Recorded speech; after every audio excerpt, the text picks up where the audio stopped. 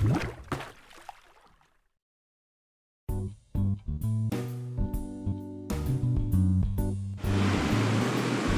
दोस्तों, हम अक्सर बातचीत करते रहते हैं राजनीति पे, लोकसभा सीट के बारे में, चुनाव के बारे में और अलग अलग प्रत्याशियों के बारे में बात करते रहते हैं।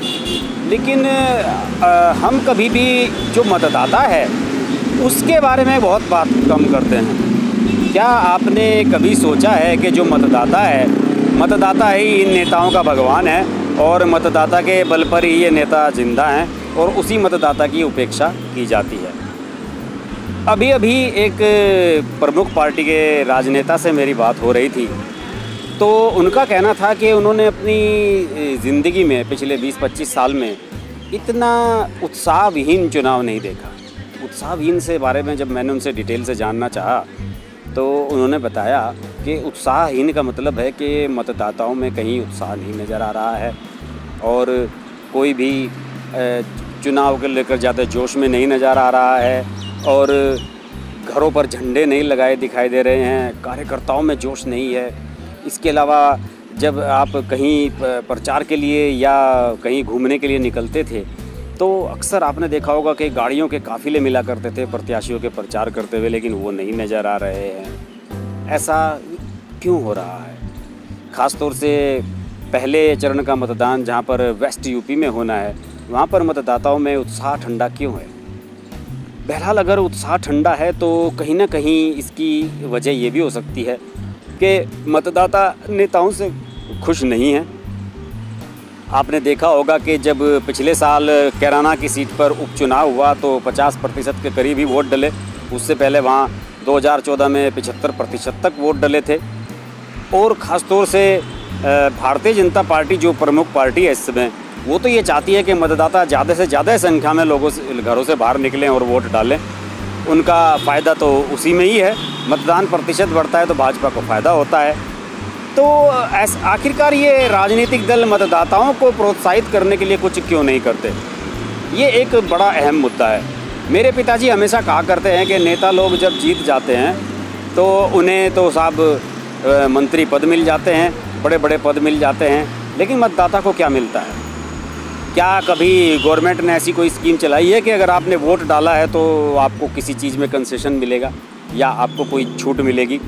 या अगर आप वोट अपनी डाल रहे हैं लगातार 5 साल से, लगातार 5 चुनाव से, तो आपको किसी तरह का आरक्षण मिलेगा?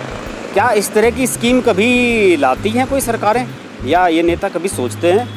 या फिर मतदाताओं को 5 साल तक मरने के लिए छोड़ दिया जाता है और उसके बाद फिर आप आते हैं और 2-4 दिन के लिए मतदाताओं को जाति धर्म के नाम पर बहकाते हैं और वोट ले लेते हैं? तो क्या इस तरह की कोई मुहिम नहीं चलाई जानी चाहिए?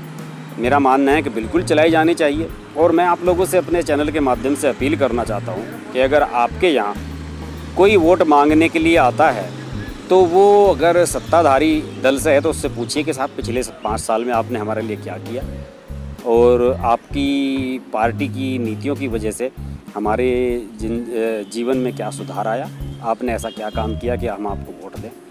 इसके अलावा जो लोग आपसे नहीं मिलते हैं, विरोधी दल के हैं, उनसे ये पूछा जा सकता है कि भाई आप लोगों ने हमारी जो समस्याएं हैं, जो सरकार हमारी समस्याएं नहीं कर रही हैं, उन्हें उठाने के लिए, हमारे मुद्दों को उठाने के लिए आपने क्या किया? आपको उनसे सवाल ज़रूर करने चाहिए। वोट देने से पहले ये ज़रूर सोच लें कि हम जिसे वोट दे रहे हैं वो वोट का दुरुपयोग तो नहीं कर रहा है, क्या वो सदुपयोग करेगा? और अगर पिछली बार हमने जिसे वोट दी थी उसने अगर उसका दुरुपयोग किया है तो उसे पनिशमेंट भी ज़रूर मिलनी चाहिए। ये मेरी अपील हर्ष की बात की लाइव के माध्यम से है। आप इस अपील को मेरी शेयर करें और वोट देने से पहले ये ज़रूर सोच लें कि जिसे आप वोट दे रहे हैं भविष्य में वो आपके काम आएगा या नहीं, या जैसे पहले वोट दी थी उसके जीतने के बाद अगर वो जीता था तो उसने आपके जीवन को कुछ प्रभावित किया क्या? उसकी किसी वजह से, उसकी किसी काम से आपको कोई फ़ायदा हुआ क्या? कोई आपके इलाके में ऐसी सड़क बनी कि आप उस पर से गुजर के जा सकें तो आपको अच्छा लगता हो? आपके क्षेत्र में बिजली पानी की समस्या का समाधान हुआ? अगर आप किसान हैं तो क्या किसानों के फ़ायदे में उन्होंने कुछ आपके क्षेत्र में कराया? तो इन चीज़ों पर ज़रूर आप अपील है मेरी आपसे कि ज़रूर सोच लें और वोट देने से पहले से ज़रूर सोच लें। और प्लीज़ अगर आपको ये मेरा वीडियो अच्छा लगा तो इसे शेयर करें और दूसरे नेताओं तक पहुँचाएँ, व्हाट्सएप पे शेयर करें कि क्या हम आपको वोट क्यों दें, और अगर आपको हम वोट देते हैं तो आप उसके बदले में हमें क्या देते हैं, आपकी वजह से हमारा जीवन किस तरह से प्रभावित हुआ है। ये ज़रूर देखिए, ये मतदाताओं से मेरी अपील है।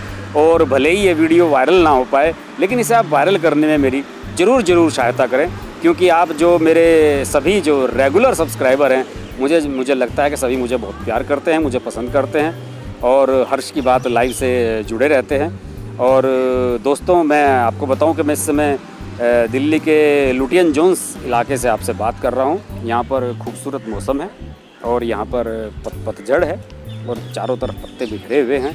बड़ा खूबसूरत नज़ारा है और आप देखते रहिए हमारा चैनल हर्ष की बात लाइव। देखिए, मैं आपको इसकी एक वो आपको कुछ आपको जानकारी दूं कि आप इस खूबसूरत इलाके में ज़रूर आएँ, दिल्ली के कभी घूमने आएँ तो। और ये देखिए दूर तक क्या खूबसूरत नज़ारा है लुटियंस जोन में, और पेड़ जो है वो चारों तरफ भरे हुए हैं और पत्ते सड़कों पर बिखरे हुए हैं। ये देखिए कितना खूबसूरत नज़ारा है यहाँ पर। और अगर आप यहाँ आएँ तो ज़रूर इस इलाके की सैर करें।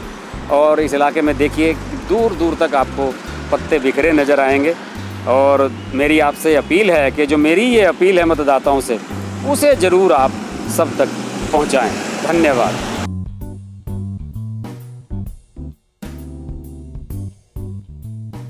अगर आपको हमारी वीडियो पसंद आई तो हमारा चैनल हर्ष की बात लाइव सब्सक्राइब करें और नोटिफिकेशंस के लिए बेल आइकन प्रेस करें।